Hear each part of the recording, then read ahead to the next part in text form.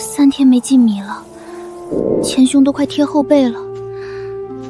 是娘没用，你爹上山采药，又被前3那帮恶霸把药楼抢了，回来还挨了顿打。家里再凑不出抓药的钱，小石和小何这2个孩子怕是……娘，您别说丧气话，弟弟妹妹有我呢，我这就出去想办法。大丫，你一个姑娘家可千万别做傻事啊！都听好了，我靖北侯府招药币杂役，签的是死契，进门先给10两安家银，每月月银500钱，干得好另有赏。10两银子，月月还有500吃管住，这等好事，打着灯笼都难寻。弟弟妹妹的药钱有着落了，差事是好差事，可侯府水深，我这模样万一被哪个主子看上，收作通房妾室，那才是把命搭进去。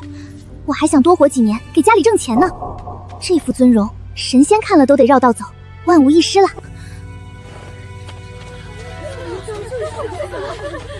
我也愿意。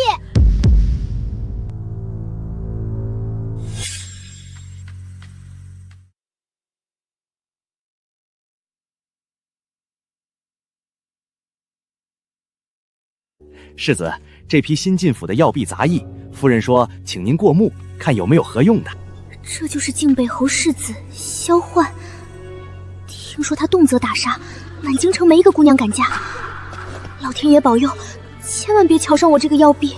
世子，夫人急着抱孙子，您放出中毒难有子嗣的话，挡了多少亲事，今儿也撂下话，无论如何挑一个回去冲喜。本世子还从没见过生得如此别致的。瞧他那副避之唯恐不及的样子，有意思。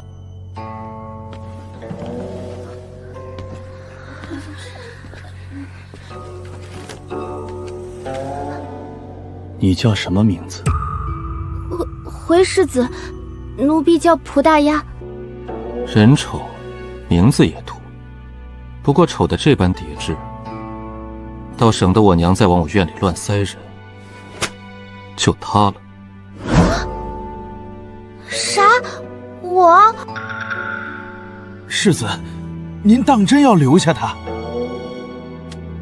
怎么不成？成，世子瞧着顺眼就好，老奴带其余人下去。世子这眼光，几时变得这般独特了？明明我扮的最丑，咋偏偏就把我挑出来了？怎么不愿意留下？看来本世子这凶名传得够响。没有，要是说了实话，怕是要被这位言外世子当场打杀。长安，给他安排个住处。是。蒲大丫，跟我来。满院人都嫌他丑，偏这丫头那双眼睛藏着金光，不像个安分的，有意思。乖乖，这靖北侯府可真气派，连下人住的屋子都这么敞亮。这被子不光是新的，还是新棉花絮的呢，软和。往后这就是你的屋子，平日听差，做些煎药杂役的活计。这2身是发那件破的，就别穿了。滑溜溜的，这料子赶得上镇上地主人家小姐穿的了。这不过是府里寻常药婢的衣裳，换上吧，把脸也拾掇干净。这丫头丑得彻底，脑子也实诚，倒是适合搁在世子身边，省得那些有心思的往里钻。得好好当差，千万别惹恼了世子，这好日子才能长久，弟弟妹妹的药钱才有着落。这斑这痣可万万不能露馅，辨药如辨人，7分看3分闻。这辨毒验毒的本事是我安身立命的根，可怀璧其罪，越有本事越得藏着掖着。先苟着，攒够了银子就走人，旁的一概不掺和。世子，都安置好了，你亲自去查查这丫头的底细。府里几时招过这般丑的药婢，偏又送到我跟前，别又是哪房的人换了路子。世子多虑了吧？那丫头实诚得很，瞧着没半点心眼。让你去就去。是。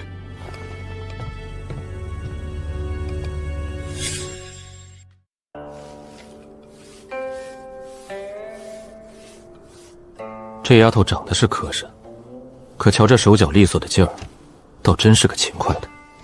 哎呦，你咋还爬上去了？不爬上去，这上头擦不干净嘛。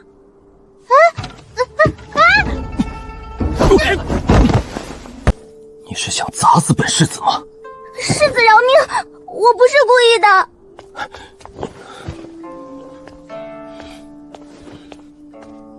世子，那丫头的底细查清了，家世清白，爸妈都是青石镇外的药农，底下还有一弟一妹，都病着。这回卖身就是为了凑弟妹的药钱。一家子老实人，常被村里恶霸欺负。倒是这丫头是个不肯吃亏的，3天2头跟人打架。看不出，还是个泼辣性子。世子，就算她清白，依属下看，还是早些打发了吧。再留着，迟早把您气出个好歹，也把属下累死。好不容易遇上个清白的，正该留着，省得二房那些人又往我院里塞耳目。上回二房在我吃食里动手脚的事，你忘了？属下记着。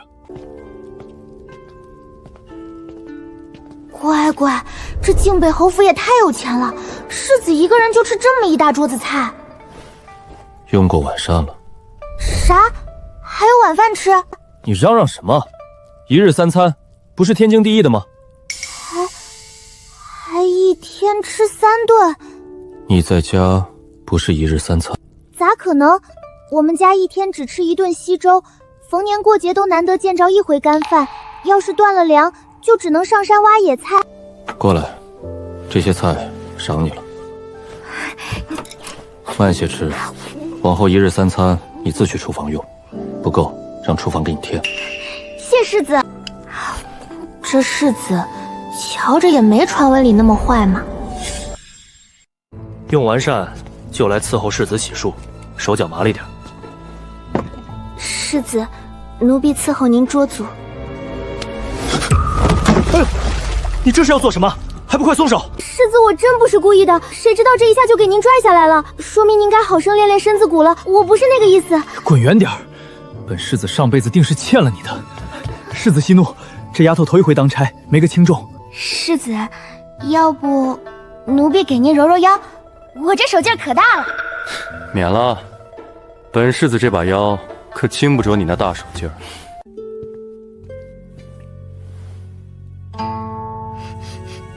这药味儿不对，底下压着一股子又腥又涩的味儿，寻常巫卜的方子里断不该有这个。这是……你闻什么呢？没什么，奴婢瞧这药熬的火候差了点儿。方才那一瞬，他眼神不像装傻，这丫头懂药。下去吧。算了，多一事不如少一事。我一个药婢，操这份心做什么？可那味儿，我跟着师傅变了那么多年毒草，断不会错的。那是要人命的东西，一日一日，慢慢熬干一个人。那股腥涩气，分明是牵出一类的慢性毒，少量入药，日积月累，伤的是五脏根本。天底下哪有这样温补的方子？不行不行，这是侯府主子的事，我一个签了死撕卡的药鼻掺和进去是要掉脑袋的，装看不见装看不见。可世子今儿赏了我一桌子菜，罢了，明日寻个由头，旁敲侧击提一句，提了我就当尽了良心。若那药里当真掺了慢毒，单凭这几味解药引子远远不够，可若能先验明白是哪一种毒，兴许还有得救。师子，奴婢斗胆问一句，您那温补的汤药喝了有些年头了吧？自北疆回来，喝了2年有余。怎么？那您这2年是不是总觉得身子发虚，手脚发凉，时不时还咳2口血？太医却查不出病根。你怎么知道？因为您这哪是什么病根，您这是中了积年的慢毒，那药里头有问题。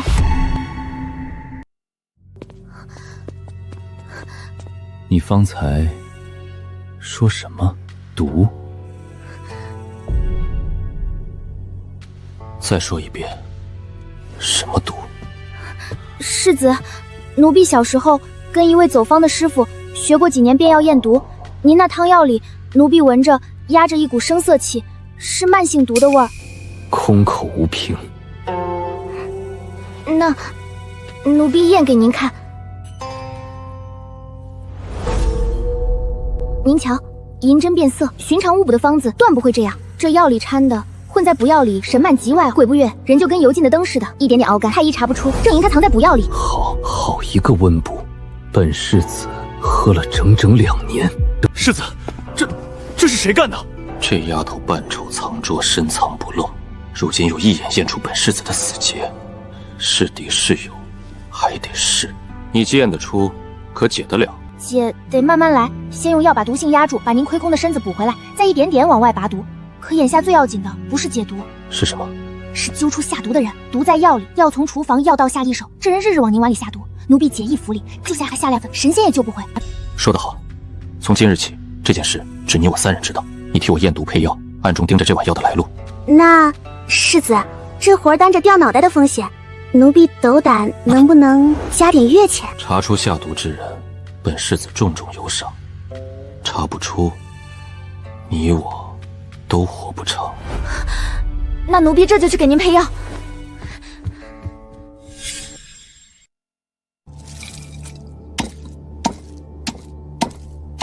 我说蒲大牙，你这哪是药婢，分明是个小药师。嘘，长安大哥，这话出了这门，咱俩都得没命。这副是压毒固本的，世子先喝着，7日见效。记着，得是奴婢亲手熬、亲手验过的，才能入口。旁人经手的，一概倒掉。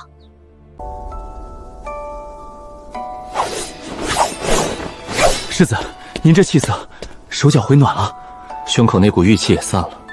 2年了，头一回觉着这身子是自己的。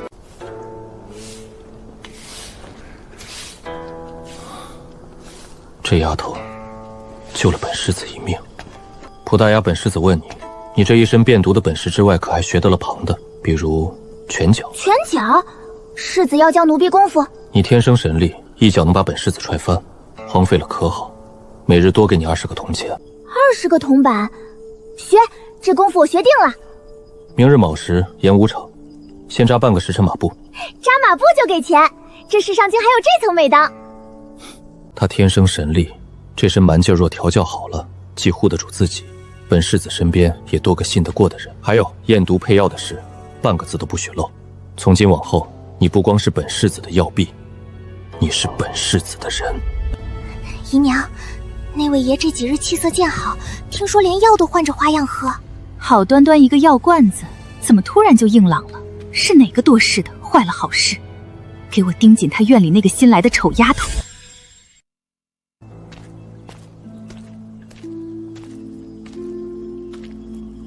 站住！你就是世子院里新来的那个？跟我来，我家姨娘有话问你。我又不认得你家姨娘，凭啥跟你走？别敬酒不吃吃罚吧。这银子拿着，世子近来见的什么人，喝的什么药，身子是好是坏，你1五1十说与我听，往后少不了你的好处。成啊，哼，这就对了，快说。世子每日啊，吃饭、睡觉、练剑，完了，就这？不然呢？我一个扫地的，主子的事儿我哪知道？银子我可收下了，多谢啊！你个贱婢，拿了银子还敢耍我！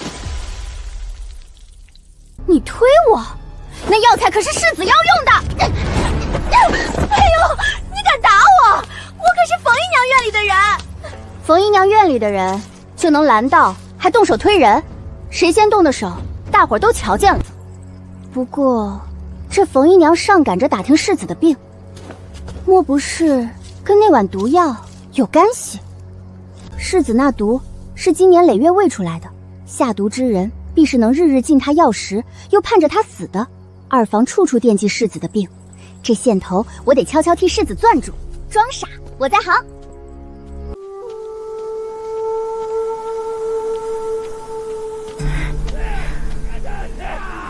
钱三儿，这药是给我儿子治病的，你不能抢！就你这病秧子一家，也配采药挣钱？识相的，把药篓和钱都交出来！住手！哟，卖去侯府的丫头回来了，怎么没被人打死啊？哎呦，松手松手！大丫别打了，拿出人命要偿命的不知道。钱三，今儿我给我娘个面子，再敢上我家撒野，我就扭送你去见官，叫你吃不了兜着走，滚！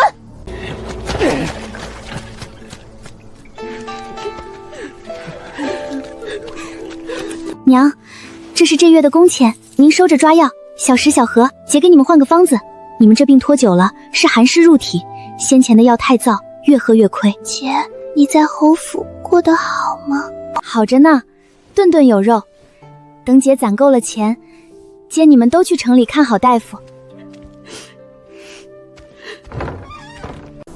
翠环吃了亏，断不会善罢甘休，8成回去搬救兵了。我得赶紧回去，世子那碗药还等着我验呢。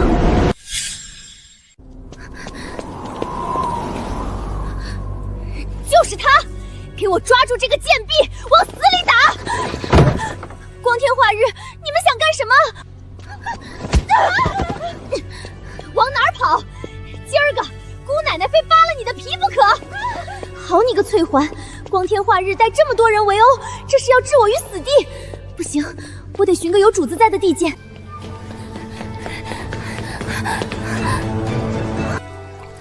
世子，救命啊！蒲大丫！完了，我脸上的药粉怕水，这一泡沈班黑八全得冲掉，我这阵容要露馅了。假的，这丫头脸上的丑竟是假的。他摸到了，他一定摸到了，这可如何是好？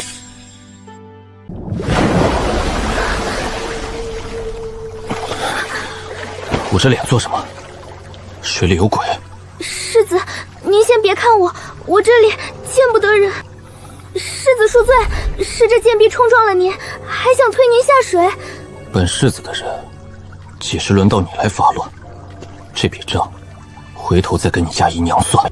方才在水里，你捂的那般紧，蒲大丫，你这张脸上是不是藏着什么见不得人的东西？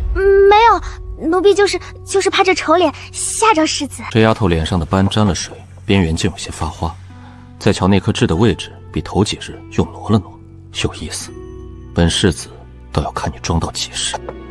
说吧，翠环那群人为何追打你？为世子，是冯姨娘院里的翠环，先前拦着奴婢塞银子打听您的起居，奴婢没说，她恼了动手，奴婢就跟她打了一架。今儿她带人来寻仇。这碗毒药身自二房，还想脱不了干净。世子，夫人传见，冯姨娘恶人先告状，告到夫人那儿去了，要您把蒲大丫交出去发落。完了，恶人先告状。怕什么？随本世子走一趟。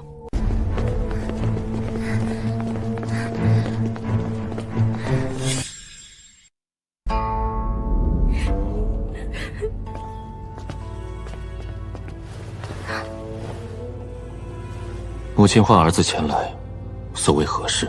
环儿，冯姨娘说你院里新来的药皮把翠环打成了这样，可有此事？世子院里的人好大的威风，连姨娘房里的丫鬟都敢往死里打，这要传出去，外人还当咱们靖北后没了规矩。回夫人，奴婢昨日提着世子要用的药材过花园，是翠环姑娘拦住奴婢塞银子，她问世子近来见什么人，喝什么药，身子是好是坏。奴婢说不知道，她便动手推搡，还撒了世子的药，奴婢这才与她撕扯起来。胡说！打听世子的起居药食，翠环可有此事？没有，夫人，是他血口喷人。没有，一个姨娘房里的丫鬟3番5次打听本世子的药，是何居心？当着本世子的面动本世子的人，是没把本世子放在眼里。夫人，世子如此偏袒一个贱婢，您可要为妾身做主啊！我靖北侯府的家事，世子的药食，几时轮到一个丫鬟来打听？翠环，你背后受了谁的指使？奴婢是一时糊涂。来人，将翠环拖下去，掌嘴20。冯姨娘，你管教不严，回去抄写家训10遍。方才那番话条理分明，滴水不漏。蒲大丫，你这傻样是装的吧？世子说笑了，奴婢就是把实话说了一遍。实话，翠环塞银子打听本世子的药这一节，可比你与他打架要紧得多。他背后是冯姨娘，冯姨娘背后会不会就是给您下毒的人？这丫头何止不傻，她这脑子比府里多少自诩聪明的人都好使。今日你立了功，说吧，想要什么赏？世子说话算话，那能不能把奴婢的名字给改了？叫大丫不好？再好听，它也不像个人名啊。村里阿猫阿狗都叫大丫二丫。你既懂药，又总在本世子药丸里打转，便叫阿林的林吧，一味安神固本的好药。阿林，比大丫强多了，听着就金贵。谢世子。为这世子赏了一个名字，这丫头眉开眼笑的，倒比赏他银子还高兴。娘，怎么又动气？还不是你那位好大哥！他那药罐子身子，近来竟一日好过一日，连翠活都被他护着打了。这般下去，世子之位可就稳稳是他的了。娘急什么？外头不是都传他中毒伤身，子嗣艰难？咱们只要把这事儿做实闹大，他纵有天大的本事，膝下没个一儿半女，这世子之位也坐不安稳。你的意思是，儿子寻2个标致又会拳脚的美人，借口给大哥冲美送过去。他若不收了一个连女人都进不了的世子，可不就坐实了那不能生育的传言？好主意，就这么办。世子那千居引的毒是混在温补的方子里，这方子的药材从采买入库到煎熬，经的人不少。可那味带毒的药引，必是有人在某个环节单独掺进去的。我得顺着这账册一环一环往回查，这位父子的来路记得不清不楚，有蹊跷。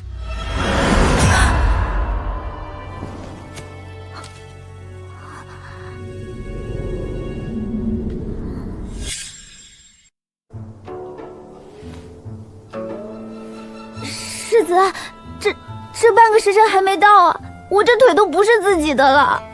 这才1刻钟，为了20个铜板，拼了！哼，世子，您这不会是诚心报复阿林先前把您拽下水的仇吧？本世子是那种小气的人吗？您是？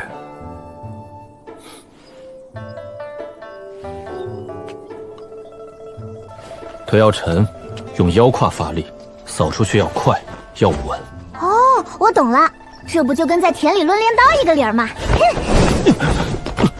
世子，你没事吧？我不是故意的，我这腿咋就这么不听使唤呢？得，世子又着了这祖宗的道了，这哪是教徒弟，分明是上辈子的债主上门讨债。张伯，那位父子每回都是同一处药商送来的吗？可不是，认准了城东回春堂，这都是袁姨娘当年定下的老规矩，说那家的药材地道。袁姨娘，这位姨娘平日深居简出，与世无争，怎么连药材采买的门路都是她当年定下的？师傅说过，最毒的蛇往往盘在最不起眼的草丛里，眼下还不能打草惊蛇，我得先攒够实证，再回禀世子。大哥近来身子大好，可喜可贺。弟弟寻了2位会些拳脚的美人，给大哥冲洗，也好近身护卫，聊表心意。本世子院里不缺人，3弟的好意，心领了。世子说的该不会是那个满脸麻斑的丑丫头吧？一个下贱药皮也配近身伺候？这2位姑娘可是会武的，万一世子遇着歹人，也好搭把手。阿林，3弟不信，你便与这2位姑娘比划比划，赢1个赏你1两银子。1两，成交！哎呦，你个贱婢，竟敢谋害主子！来人！切磋比善难免误伤，何况他才学了几日功夫，分寸拿捏不准也是有的。3弟还是先扶冯姨娘回去歇着吧。告辞。世子，您可算出了口恶气，阿林这一脚扫得真痛快。这丫头往本世子身边一站，多少年了，没这般痛快过。世子，我是赢了1个还是2个？是不是该赏2两？给你2两。财迷。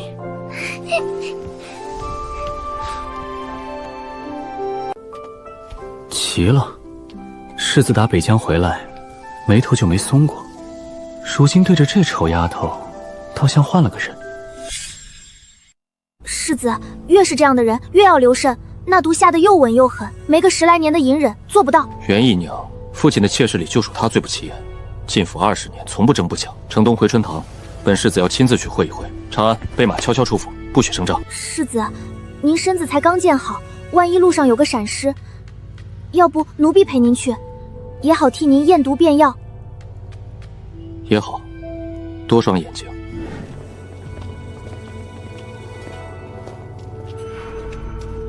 世子，不对，这条街太近了。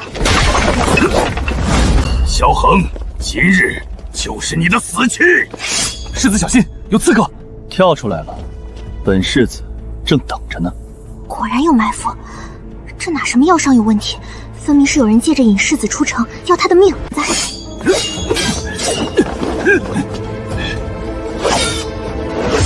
世子，你嘴角流血了，你这是酒毒未清，不能再动气血了。无妨。都别过来，谁过来我跟谁拼了！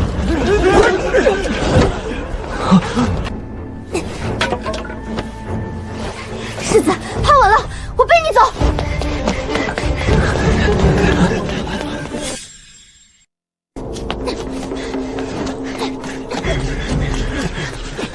你压到本弟子的剑上了。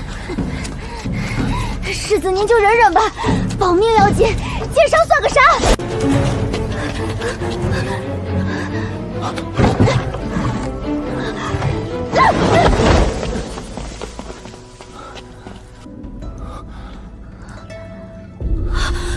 不好，动了气血，酒毒翻涌上来了。世子，您撑住。你做什么？应急的解毒药，没工夫煎了，我嚼碎了给您敷上，喂下。世子，眼下顾不得那些规矩，您忍着点儿。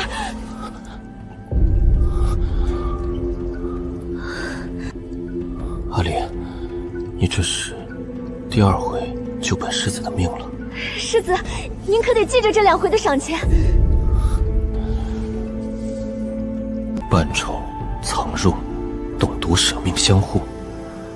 蒲大牙，你究竟还瞒着本世子多少事？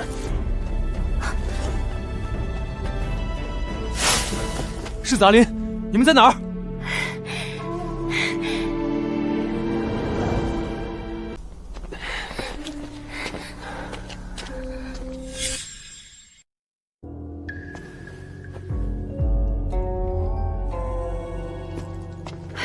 寒儿，你这又是遭了谁的毒手？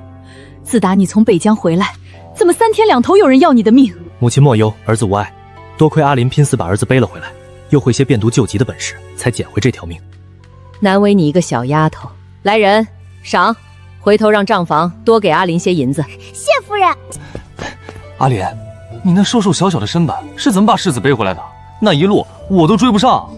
那是我天生神力。阿林，夜深了，屋里没旁人，你那张脸上的东西也该卸了，透透气了吧？世子说什么呢？奴婢这脸生来就这样啊。生来这样，那这是什么？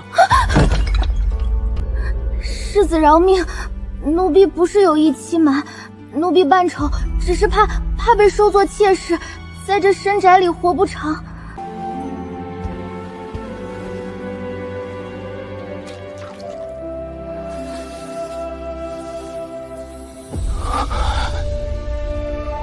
果然。世子，奴婢这张脸招摇，求世子准奴婢继续扮丑。奴婢只想安安生生当差，挣钱养家。扮吧，继续扮你的丑。这般颜色，本世子可舍不得让旁人瞧见，藏着，只许本世子一人知道也好。世子，那批刺客，属下查到他们出城后往城北去，就没了踪迹。不过属下瞧那刺客头目有点眼熟，像是在冯姨娘院里见过。冯姨娘若真是他，何苦用自己院里的人，生怕旁人不知道是傻子。世子的意思是，有人故意栽赃冯姨娘，真凶另有其人。这毒下了2年，这刺客又来得这般巧，下毒的行刺的只怕是同一双手。阿林查到药材采买的门路是袁姨娘当年定下的。袁姨娘，那位与世无争的袁姨娘，越是与世无争越可疑。继续查，别打草惊蛇。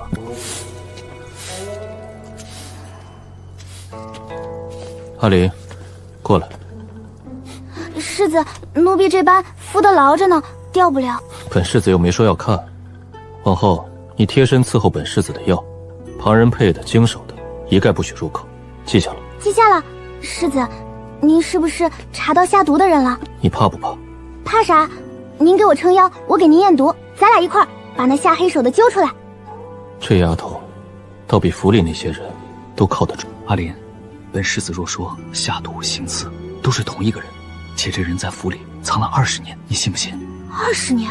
那这人是冲着世子之位找了真凭实据。世子不然，您天天喝着我验过的药，那毒手迟早还要再伸过来。所以，本世子要将计就计，先让他以为本世子还蒙在鼓里。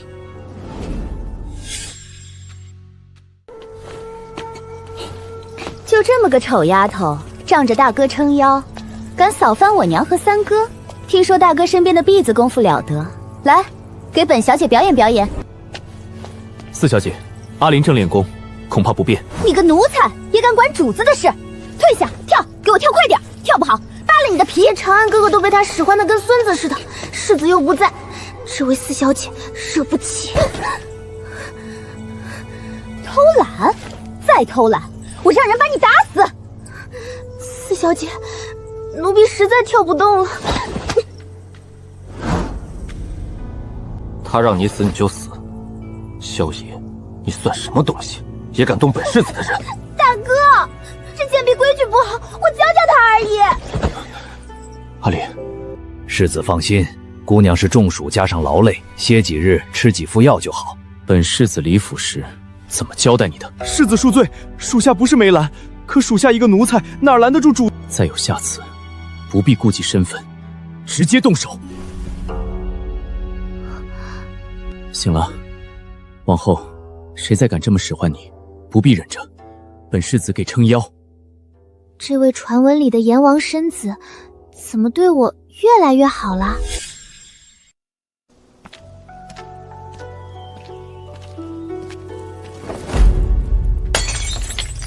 你这狗奴才，走路不长眼，把本小姐的玉镯撞碎了。这不是我撞的，我离您还有好几步远。不是你撞的是谁？贱婢还敢狡辩！都住手！成何体统？夫人，这贱婢撞碎了您赏我的玉镯，还想动手打我。是。不过一只镯子，母亲，儿子陪四妹一只便是。世子，那镯子真不是我撞的，他们诬陷我。住口！韩儿，你这婢子越发没规矩，送去崔嬷嬷的教养院学些规矩再回来。是，母亲教训的是，明日儿子便送她过去。哭？你平日那机灵劲儿哪儿去了？当着那么多人的面跟主子顶嘴，你有几条命？他们冤枉我，您不是说受了欺负可以打回去吗？他们存心设局，你第一时间该找人证，该来寻我，而不是跟他们对掐。那我去学规矩，那1万两玉镯钱得还到哪年啊？不用你还，崔念记侯走去风头，叫他不许难为你。去，把萧琪屋里的首饰、衣裳全给本庶子毁了，月钱也停了。他不是爱摔东西吗？本庶子让他没东西可摔。旁人都歇了，就你给我接着端着水盆站着，站不直别想停。崔嬷嬷，凭啥就罚我一个？凭你站没站相，给我站着！好你个死婆子，分明是有人塞了好处，要给我下马威。世子说了，不叫人挑出错处，什么都做的。死规矩治不了你，那就别怪我使唤。哎呦，我不行了！少给我装死，起来！怎么没气儿了？世子让我来瞧瞧我们院里的人规矩学得如何了。人呢？常总管，他身子弱，站着站着就晕了。我们是来学规矩，不是来送命的。来人，把人抬走。世子，人带回来了。起来吧，别装了。世子，我今儿这事办得漂亮吧？没冲动，没顶嘴，就晕了一下，把那死婆子吓得够呛。漂亮，本世子都差点信了。这是给你的，屋里给你添了张带锁的柜子，银子搁里头，不怕被偷。还有，崔嬷嬷那儿别太张狂，有些人惹急了，什么都做得出。晓得了。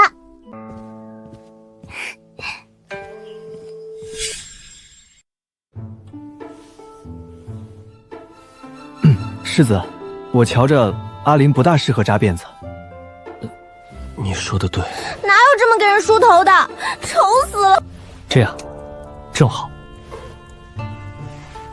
丑不丑的，刚够遮人眼，又不至于埋汰了好颜色。世子，您这是嫌我太丑，还是嫌我不够丑啊？本世子是嫌你话多，还不快去当差？世子这是怕旁人惦记上阿林，又舍不得他真丑了去，这点小心思藏得可真深。你是阿林？你怎么瞧着顺眼了不少？天热，把头发挽起来了。阿林姐姐，你今天真好看。你也好看。你叫啥？我叫春星。阿林姐，你胆子真大，敢顶撞崔嬷嬷。我不敢。我是因为老抬头看主子没规矩才被送来的，抬头看一眼都不行，这都什么破规矩？春杏你别怕，往后有我呢，谁欺负你我替你出头。阿林姐，你是头一个对我这么好的人。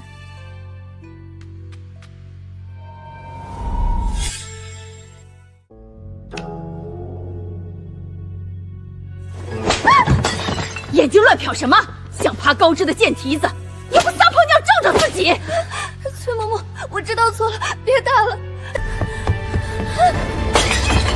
住手！你有气冲我来，拿春杏撒什么气？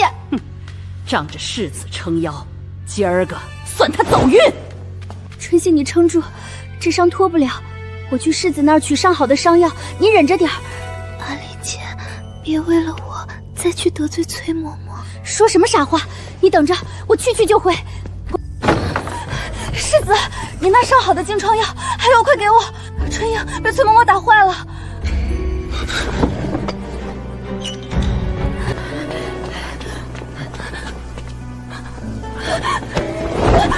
春星，我把药取来了，你怎么不等等我？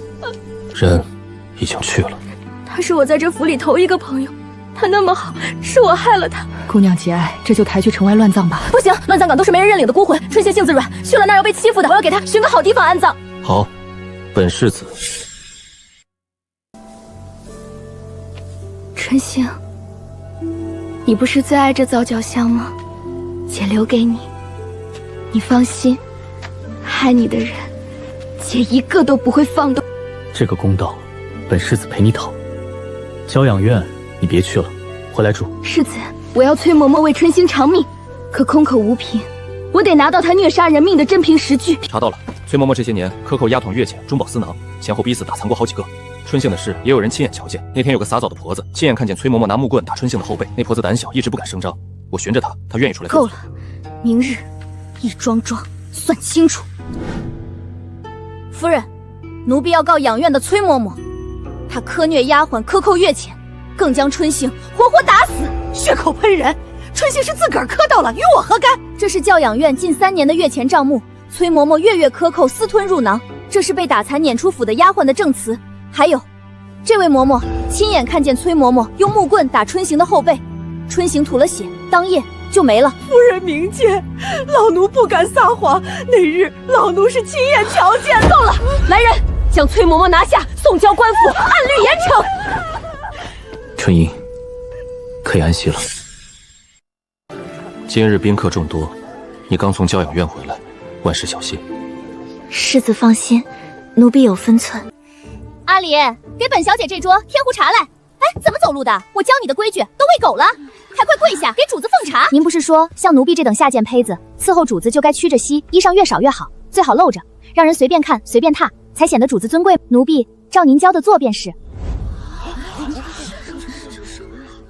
萧四小姐，竟是这般教导下人的？我没有，这贱婢血口喷人。四小姐，您在教养院当着春杏姐姐和好爹丫鬟的面说得清清楚楚，这么多人都听见了，您还赖得掉？侯夫人，这门亲事作罢，告辞。都怪你这贱婢，我撕了你！阿林方才那番话是真是假，你自己心里清楚。母亲，四妹办这般口出无言，再无人敢求取，更要带刀教儿子看，她不宜再留在京中。来人，送四小姐去城外慈云庵清修，没有我的话，不许踏出半步。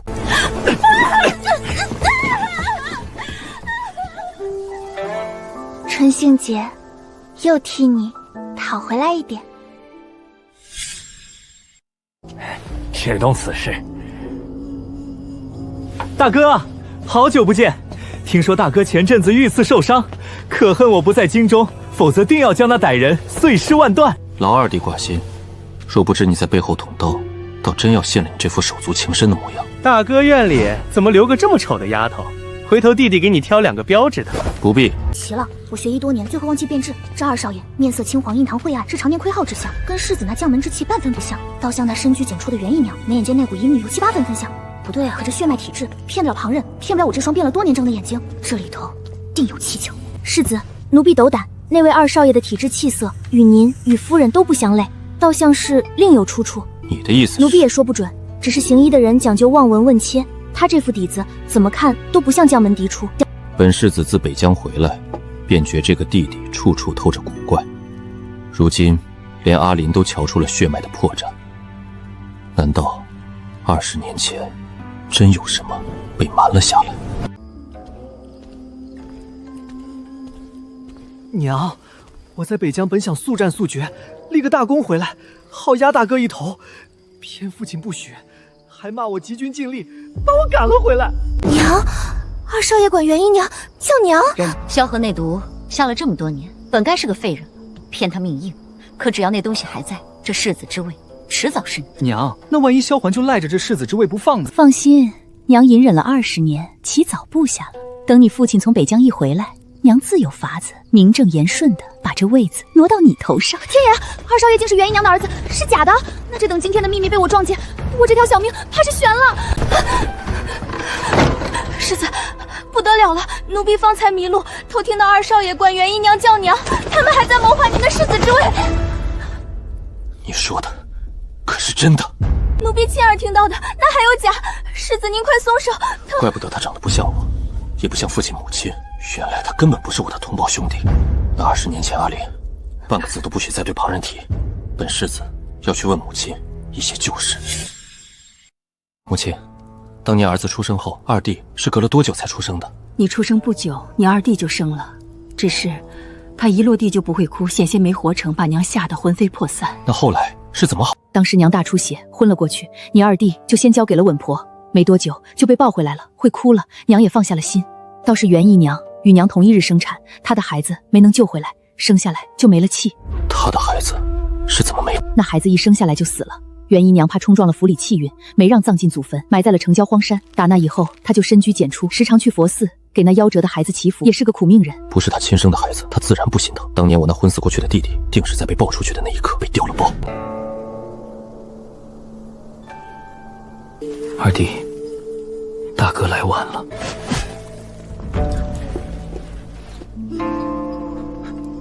20年了，你连个名分都没有，孤零零的埋在这荒山野岭。大哥，这就接你回家，有劳大师替我这苦命的弟弟好生超度。世子节哀。世子，那咱们就这么算了。元姨娘和萧耀害死了真二少爷，又调包谋卫给您下毒，桩桩件件哪一件不是死罪？算了，怎么可能？只是眼下咱们手里还没有铁证。元姨娘隐忍20年，狡猾得很，打草惊蛇，反被他咬一口。当年那个调包的稳婆是关键，活要见人，本世子定要把这条线挖出来。阿玲，你弟弟蒲小石跑来报信，说你娘和你妹妹被钱三那帮人掳走了。什么？钱三他敢？他把我娘和小何弄哪儿去了？说是被送了城西一处宅子，听说是三少爷萧唐私下让钱三给他寻摸民女做妾，钱三怀恨你，就拿你家人抵了数。莫慌，本世子与你同去。大丫，你快走，别管娘，先救你妹妹。臭丫头，断了我的财路，今儿个你跑不掉了。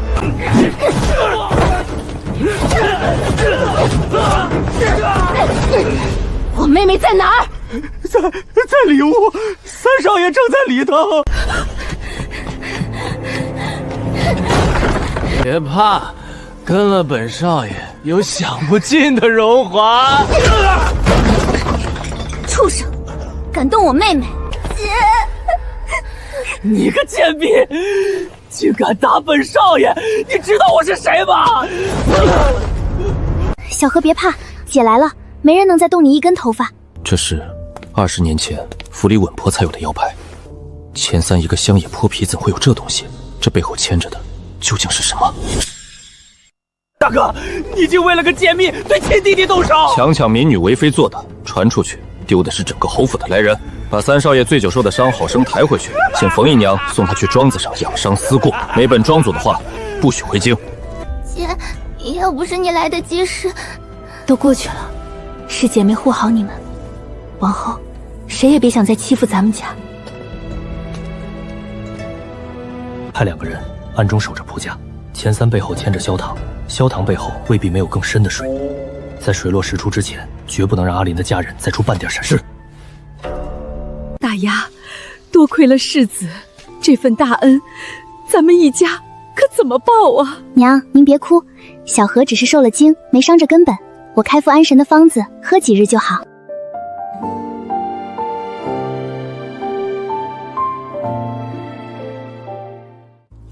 这腰牌，你从哪儿得来的？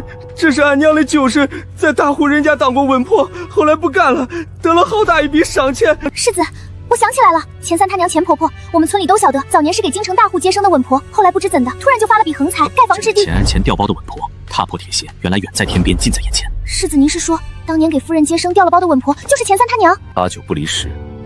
长安，立刻去查钱婆子的下落，要快，更要稳，别打草惊蛇。阿玲啊，你这丫头模样虽不出梯，可机灵忠心，又救过恒儿的命。夫人有件事儿想托付夫人，尽管吩咐。这事儿得委屈你些，我想让你近身照料世子。我恒儿这身子眼看是好了，可子嗣的事儿总拖着不成。你若能成事，夫人就做主，正经纳了你，再为他张罗一门正妻。便是不成，夫人也绝不怪你。横竖不成也不怪我，这银子不挣白不挣。可这事儿到底有点难办。世子，这是夫人给的，她安排我前来近身照料您的起居。哦，你答应了？夫人说了，不成也不怪我。要不您赏我个巴掌印儿，我回头就跟夫人说没办成。想让本世子帮你糊弄母亲，没门儿。这就是你的手段。我不是故意的。阿离，本世子问你，你心里可有本世子？有点喜欢。为何？可也只是喜欢罢了。我一个药婢配不上世子，就算当了妾，今后正妻进门有的是搓磨。我当初扮丑进府，图的就是个安稳，不想卷进这些。谁说本世子要你当妾了？我要娶的是堂堂正正的世子妃。阿离，你乖乖等着，这个名分我给你挣回来。世子，查清楚了，钱三他娘钱婆婆20年前正是府里临时雇来给夫人和袁姨娘接生的稳婆之一。事后她得了一大笔赏银，连夜回了乡，从此再没在京中露面。20年了，她还活着？活着，就是这些年疑神疑鬼，深居简出，像是怕什么人寻仇。怕什么人？怕的正是那个指使她调包，又怕她泄密，想灭她口的人。长安，悄悄把钱婆子护到安全的地方。这条人证是揭开20年旧案的钥匙，绝不能再叫袁姨娘的人先一步弄死她。属下明白。世子，光有稳婆一个人证，怕还不够。袁姨娘那张嘴，一口咬定不认，咱们也奈何不了她。你说的对，所以还得有一样铁证。滴血验亲，只要验明二少爷的血与侯爷夫人不相容，与袁姨娘相容，那就是铁证如山，谁也赖不掉。正合本世子的意。父亲不日就要从北疆回京，等他一到，本世子要当着满府的面把这20年的烂账一次清算干净。姨娘，世子近来动作频繁，似乎在查20年前的旧事，还有那个钱婆子被人提前护走了。这个废物，带着你小短祸患。看来萧环的相神真是先把萧环拉下来。可那钱婆子是死他的人，接下去钱婆子那张嘴是可退了位，日后就算夫之爽死如立刻公布去办。是。萧环，这世子之位本就该是我儿的，这一局我筹谋了整整20年，绝不许败在一个药剂手里。这位是城外清虚观的玄机子大师。前几日我去徐上香，当时我挺北侯缠沙战，如大袜祸解。贫道夜观星象，见侯府上当家的世子杀伐太重，阳气大损，命数已亏，只怕此生难有子嗣，更难承袭爵位。世子不对劲儿，这玄机子的骨相那双眼睛跟二少爷像得很。更要紧的是，他这哪是什么得道高人？我瞧他指节气色，分明是个常年沾荤腥妓女色的俗人，连半点出家修行的清苦相都没有。这是个假道士。假的，又与逍遥面相相好，袁姨娘的逍遥的生父，会不会真是一出好戏？依大师之见，这煞气该如何化解？须得世子退位让贤，由一位阳气充沛、福泽深厚之人接掌侯府，方能镇住这血光之灾。世子，这分明是袁姨娘和那假道士串通好的，编排出来逼您退位的，太欺负人了。欺负人？不，这是他们自己把脑袋往本世子的刀口上送。啊！他们急着逼本世子退位，说明父亲快回京了，他们要赶在父亲面前把生米煮成熟饭。可他们千算万算，算漏了2样：那假道士的来历和那滴燕青的血。世子若肯退位让贤，由二少爷接掌侯府，这血光之灾自可化解。此乃天意，万望世子莫要侯府的逆天而行。二少爷福泽深厚，挡在哪里更生脱，由他袭爵，谁当不是当？母亲，孩儿倒是愿意为侯府分忧，只是怕大哥心里过不去。既是天意，大师所言又句句在理，若当真如此，本中子甘愿退位。不过袭劫乃是大事，总得等父亲回京亲自定夺。二弟，你说是不是？这自然。二弟在北疆当真立了大功，父亲可是亲口夸过你。自然，父亲都夸我有将帅之风。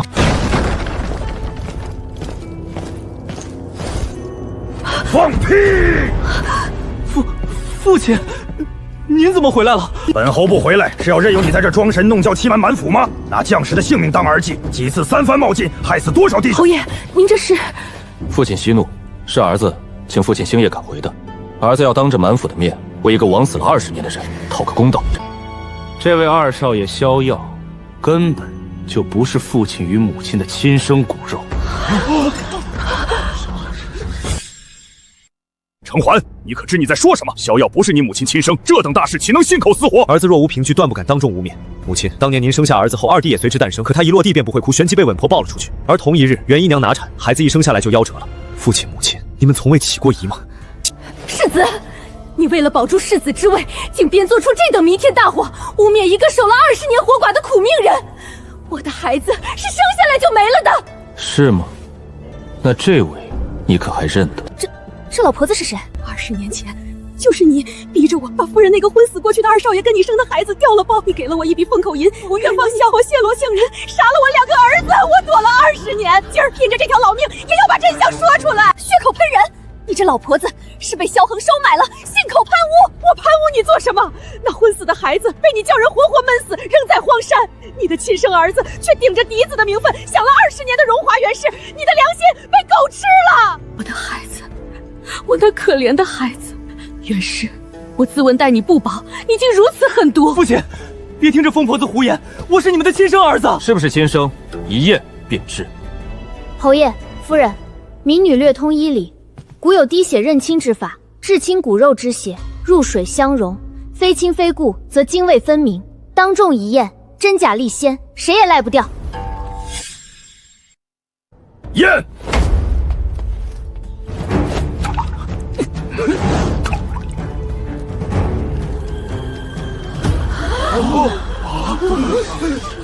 不容，果然不容！萧耀，你这个孽障，你根本不是本侯的种！不可能，这不可能！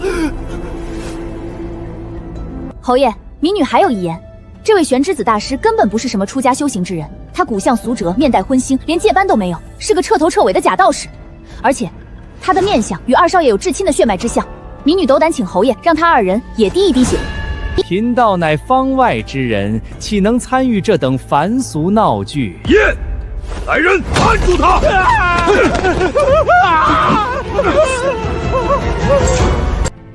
血脉相融，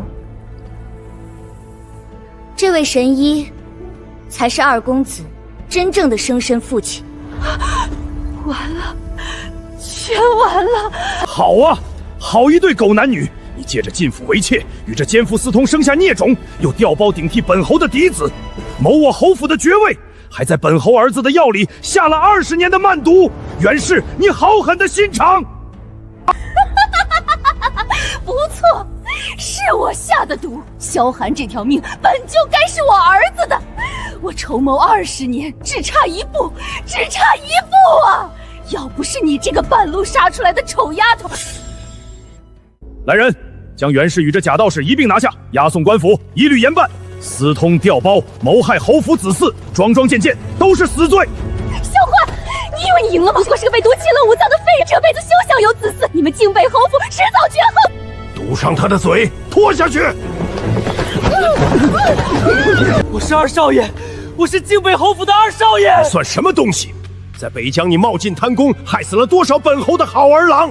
本侯念你被那妇人利用，留你一命。来人，将他押送大理寺，听候发落。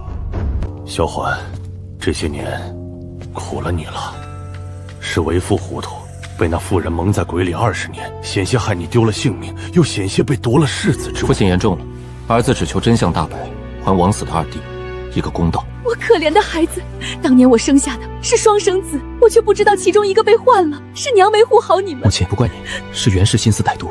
原来世子心里藏了这么多年的委屈和秘密，平日里却装得云淡风轻。世子，都过去了，往后您身边有我，有侯爷夫人，再不是一个人扛了。往后有你。父亲，母亲，儿子有一事相求，儿子想娶阿林，立她为世子妃。世子，欢儿，阿林虽好，可他一个药婢出身，这身份如何配得上世子妃之位？母亲，若没有阿离，儿子早已是个死人。袁氏下的那20年满太医束手无策，是阿离一眼验出，亲手为儿子解的。儿子2度遇刺，是他拼了命把儿子背回来的。这世上再没有第二个女子能这样待儿子。丫头，你当真会辨毒解毒？我儿这毒如今可轻了？回侯爷，世子体内的积毒，民女已用药拔去了8、9成，余下的再调理些时日便可尽除，绝无半点妨碍。外头那些不能生子的传言，本就是当年世子康健子嗣之事未必暗传，届时竟放出这等内情。恒儿，你这身子当真大好了。都好了，多亏了他。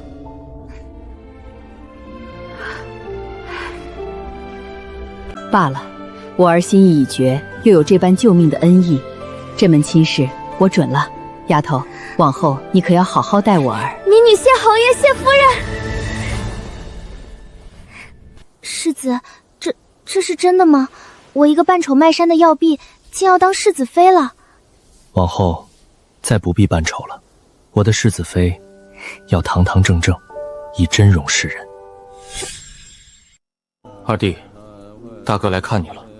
如今真相大白，害你的人已伏了法，你不再是无名无分的孤魂，你是靖北侯府堂堂正正的2公子，有名分，有归处。世子，2公子在天有灵，定能瞑目了。这枉死的2少子，总算等到了昭雪的这一日。世子，这是最后一剂了，喝完再静养半月，您体内这20年的余毒就算彻底清干净了。好，从此以后，我这条命这副身子都是你给的。世子又拿我打趣。本世子从不打趣。阿林，这世子妃的名分，本世子说到做到。世子，那个我能不能斗胆问一句，我当了世子妃，是不是月银能涨不少？都要当4倍。我还想接我爹娘弟妹进城过好日银子呢。放心，你爹娘弟妹，本世子全给你接进城。世子，您可真是天底下顶顶好的人。阿林，哦不，往后该叫你世子妃了。你这一步登天，可还记得我这个长安大哥？长安大哥说什么呢？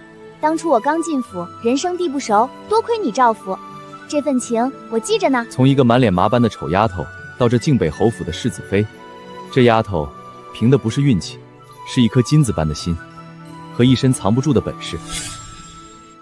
阿林，母亲说你药婢的出身，在那些诰命夫人面前难免受委屈，她替你寻了一门像样的身份。什么身份？京城的沈太医是母亲的同远亲膝下无女，母亲做主，你让你做沈太医的义女，出嫁名正言顺，再没人敢嚼舌根。可我爹娘怎么办？他们才是我的亲生父母。没人让你不认他们，沈家只是名义上的养父母，你的亲爹亲娘该认还认，这不过是个让你少受些白眼的法子。这就是阿林，瞧着眉眼灵秀的很，难怪世子妃他不娶。世子放心，老夫一定把阿林当亲闺女待，日后出嫁，沈家备一份厚实的嫁妆，断不会让侯府觉得寒酸。难得你小小年纪，往后常来陪陪我这老婆子，也教教我那不成器的徒弟。是义母。几个月前，我还是个为了几两银子给弟妹治病，往脸上抹药粉卖身为逼的农家丫头，如今竟有了义父义母，还要嫁给世子，当那高高在上的世子妃。师傅，您要是泉下有知，瞧见您这不成器一腿有了今日，该多高兴吧？在想什么？在想往后的日子怎么这么像在做梦。不是梦，我会让他一直这么好下去。大丫，你如今要当世子妃了，是不是嫌弃爹娘穷，给你丢人了？娘，您说什么呢？我怎么会嫌弃你们？认沈太医做义父是世子和夫人的意思，为的是让我在侯府少受白眼。可在我心里，您和爹永远是我的亲爹亲娘。好的人，为你想得这般周全，大丫，你往后要好好待人家，别辜负了。爹，我晓得。姐，我和小石的病喝了你开的方子，全好了。大夫说再调养些日子就能下地跑了。好，好，等姐成了亲，就接你们都进城，住大房子，请最好的大夫，再不让你们受半点苦。姐，你放心，我会好好念书，将来也做个有本事的人，护着你和爹娘。大丫，这是娘当年的嫁妆，本想留到你出阁那日给你，如今你要当世子妃了，这镯子不值什么钱，可它是娘的一片心意，你收着。娘，是您留着自己戴。娘这辈子没本事，没能让你过上好日子，这点心意你必须收下。娘，等我当了世子妃，就接您和爹进城享福，再不让您吃一天的苦。好，娘等着。咱们老蒲家祖坟上总算是冒了青烟。大丫，是爹娘对不住你，让你受了那么多苦。爹，说什么对不住？一家人往后好好的，比什么都强。世子妃，请背诵内训第3章。妇德、妇言、妇容、妇恭，是为4德。太快了，哪有半分世家主母的端庄气度？慢一点，再来一遍。背书也太难了，我宁可去刨10亩地验10坛毒，也不想背这老石子。世子，您怎么来了？路过，顺道看看你，规矩学得如何了？别提了，嬷嬷逼我背内训，背得我头都大了。早知当世子妃这么累，还不如当丫鬟自在，伺候好您一个就行，哪用得着要背这么多书，学这么多规矩？现在反悔还来得及。谁反悔了？我就是抱怨2句还不成？不过有件事得告诉你，下月初6是个好日子，母亲说那日办咱们的定亲宴。定亲宴这么快？不快，本世子等这一日等得够久了。这位世子什么时候变得这么会撩人了？世子妃，该回去温书了。哎呀，世子，您救救我，再让我躲一会儿吧。躲得过初1，躲不过15，乖乖去学，学好了规矩，往后没人能挑你挑的错处，本世子也好护着你。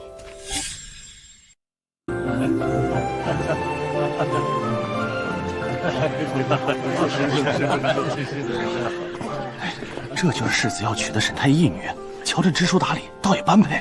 听说还救着世子的命，是个有本事的。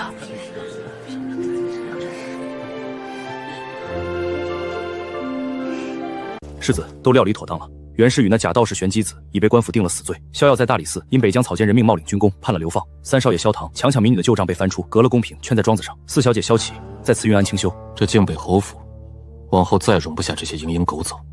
是，也多亏了世子妃，否则这20年的黑幕还不知要瞒到几时。累了，笑得脸都僵了。这么多夫人小姐，我生怕哪句话说错，丢了世子的脸。丢不了，你今日很好。阿林，等成了亲，脸上的药粉就彻底卸了吧。本世子的世子妃没什么见不得人的，我要让全京城都瞧瞧我萧寒的眼光有多好。从前我扮丑是怕人不争上少不安稳，如今有您在前头给我撑着天，我再不怕了。这才对，我萧环看上的女子本就该堂堂正正、抬头挺胸的站在阳光底下。这盒药粉护了我大半年，从今往后再不必藏着掖着了。往后，这才是真正的我。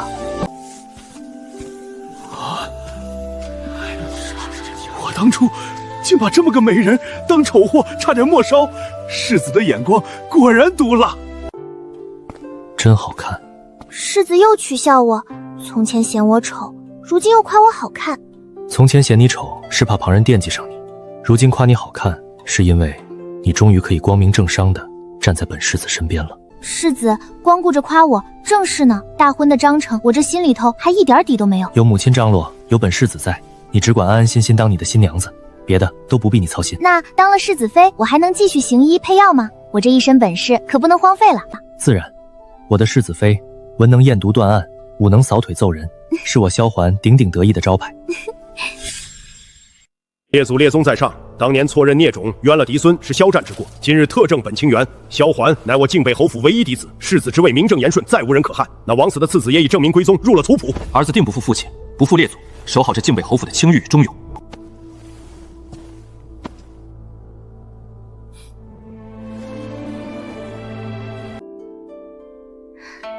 老夫人这病不是寻常的体虚，是早年误服的丹药在体内积了毒，这方子先清毒，再温养，粤语可见好。好孩子，你这一手辨读解读的本事，救人无数，是积大德的。靖北侯府娶你这样的世子妃，是天大的福气。师父，您当年捡了我这个孤女，教我辨读食药，我还总嫌枯燥，如今才懂，您给我的不是糊口的手艺，是安身立命、堂堂正正活着的底气。在想你师父。若没有师父教我这身本事，我救不了您，也走不到今天。他若泉下有知，见你今日，定会以你为傲。夫君，等大婚之后，我想开一间医炉，不光给侯府的人看诊，也给城里那些看不起病的穷苦人瞧瞧病。我从前就是因为没钱抓药，才眼睁睁看着弟妹遭罪。我不想再有人走我当年的老路。好，这医炉我替你办，你想救的人，我陪你一起救。我大丫今儿要出阁了，娘做梦都没敢想有这么一天。亲家放心，阿玲嫁进侯府，有世子疼着，往后只有享福的份儿。娘义母，我何德何能得你们这般疼？这是娘的念想，这是义母的心意。咱们阿林是穷养富养都金贵的好孩子。从前我扮丑藏拙，是怕在这世道上活不下去。如今我堂堂正正是人，还有这么多人真心待我，这一遭值了。世子，您这会儿从晌午就飞到神府去了吧？我都说了3遍了，您一句没听见。长安，你说我等这一天等了多久？世子，您总算熬出头了。是啊，也总算等到了他。世子，有件事儿您怕是还不知道，今儿城里都传遍了，说靖北侯世子要娶的是位会辨读解读救人无数的女神医。哦，他这医名倒比本世子的世子之名还响亮些。那可不，世子妃这本事这心肠配得上。是，配得上。我只盼着明日快些到来。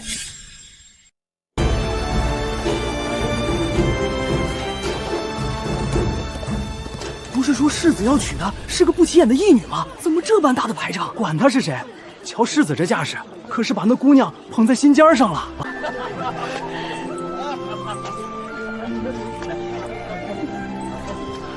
世子，盖头要到拜堂入弄房才能接呀。天爷，这哪是什么不起眼的义女，分明是倾国倾城的美人儿。今日真好看。就今日好看？日日都好看，可今日格外好看，因为今日你要嫁给我了。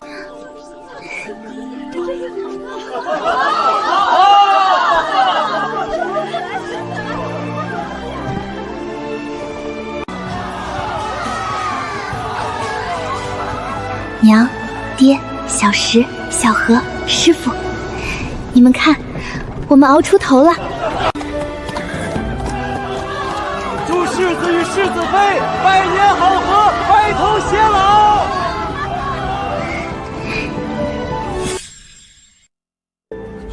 交换。世子妃这般姿容，真是神仙眷侣。难怪世子顶着满京城的流言，也非他不娶。一拜天地，二拜高堂。儿子拜见父亲母亲。儿媳拜见父亲母亲。好孩子，快起来。好，好，从今往后，你便是我靖北侯府明媒正娶的世子妃。夫妻对拜。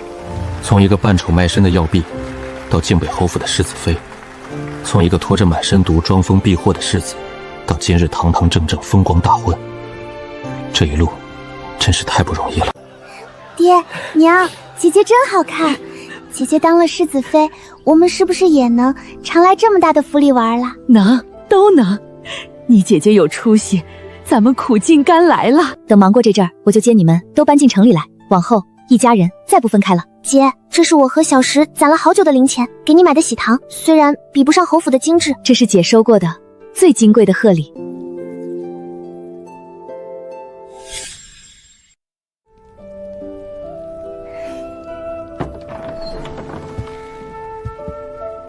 在想什么？没什么，就是觉得这一切太像一场梦了。几个月前，我还是个连饭都吃不饱，往脸上抹药粉卖身的穷丫头，如今却成了你的世子妃，不是吗？别，我信了还不成吗？阿林，往后这里就是你的家，不管发生什么，都有我在。我知道。世子，我一直想问，若当初我没有扮丑，你还会注意到我吗？会，不管你扮不扮丑，是美是丑，我都会注意到你，因为你站在那里就跟旁人不一样。世子，不，夫君，我何其有幸扮丑卖身，却卖给了你这么个顶顶好的人。傻丫头，是我何其有幸遇上了你。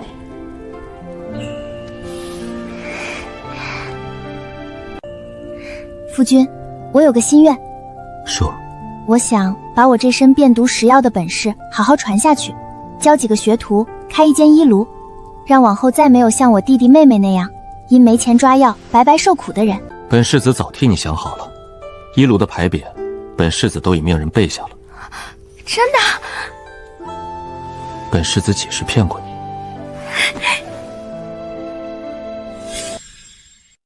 多谢世子妃，您这辨毒解的本事真是活菩萨。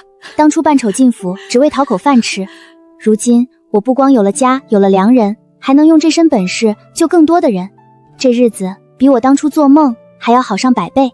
亲家，真是托了您和侯府的福，我这2个小的从前病恹恹的，如今壮实的跟小牛蹄儿似的。是阿林的本事，也是这孩子有福吧。夫君，你说人这一辈子是不是都得熬过最难的那一关，才能等到这样的好光景？是，可你这一关熬得比谁都漂亮，扮丑求生，验毒救命，揪凶平冤，换了旁人早撑不住了。那是因为我心里一直憋着一股劲儿，我蒲大丫生来就不认命。夫君，你说我们的好日子会一直这样下去吗？会，我萧环用这一辈子跟你担保。